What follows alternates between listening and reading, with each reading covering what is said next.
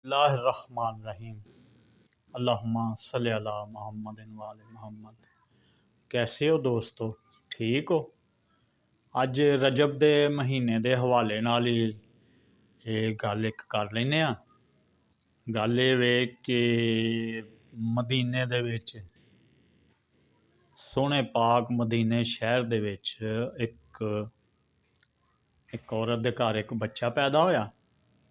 और रोई जावे, चुप ना करे। उन्होंने डॉक्टर हकीमां नूं उस जमाने वालियां नूं उन्हें चैक कराया, लेकिन बच्चा जिहड़ा रोन तो ना कमज़ोर होई जाए, रोई जाए। उस औरत नूं किसी ने दस्सिया कि तू क्यों नहीं पीरां दे घर जांदी, आका मौला मुहम्मद मुस्तफा दा मस्जिद नबवी दे नाल जिहड़ा घर है उत्थे क्यों नहीं जांदी? वो गई उत्थे इमाम जाफर सादक अलैहिस्सलाम जिन्हां दी है कुंडियां दी न्याज एक दिन पहला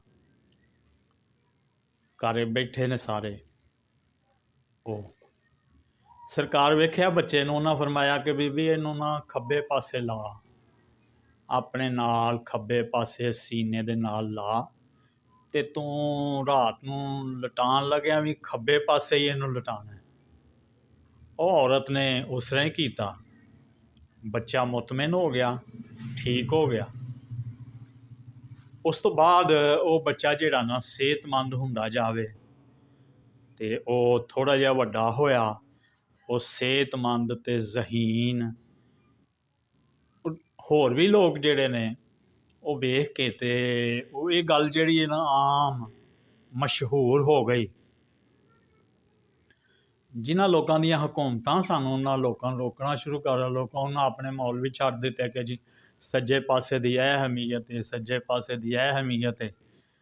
और लेकिन जिहड़ा वे ना वो बच्चा वो बेहतरीन सेहतमंद हो गया। हुण गल जिहड़ी है उन्होंने मुकम्मल सुनना तो गल की समझ आ जाएगी। वो उन्होंने यानी कि साइंसदान भी रिसर्च करते रहे ते फिर एक उस घर का मुहम्मद वाले मुहम्मद का मनण वाला एक मलंग फकीर दरवेश सी। उन्होंने पुछया कि यह मसला वे तो दसो किस तरह, यानी कि ये की राज है। उन्हें फरमाया अल्लाह दे बंदिओ, ये कोई इन्नी पेचीदगी नहीं। ये गल ये वे कि वो खब्बे पासे दिल हुंदा है। जदों बच्चा माँ दे पेट च हुंदा है ना, वो माँ दे दिल की धड़कन दे नाल ही मानूस हुंदा है।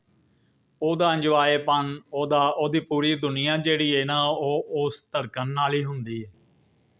ते वो जदों बच्चा पैदा होवे ते उन्होंने वो धड़कन सुनाई देनी बंद हो जाए तो फिर वो उदास हो जाता है, वो फिर ज़ाहिर है रोवेगा ही।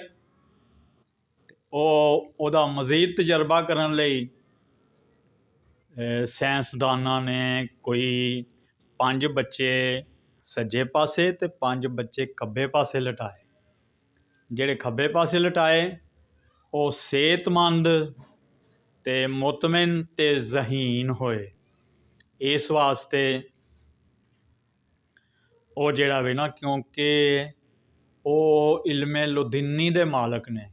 अल्लाह पाक ने आका मौला मुहम्मद मुस्तफा नूं जिहड़े अलूम अता कीते ने उन्हां अगों अपनी आल नूं वो अलूम मुंतकिल कर दिते ने।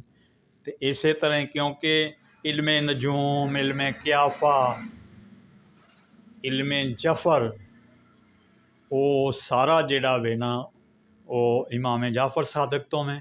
बल्कि एक साइंसदान होया जिदे नज़रिए ते अज भी साइंस चल रही है, जिदा नाम सी जाबर बिन हयान। वो इमामे जाफर सादक अलैहिस्सलाम दा शागिर्द सी।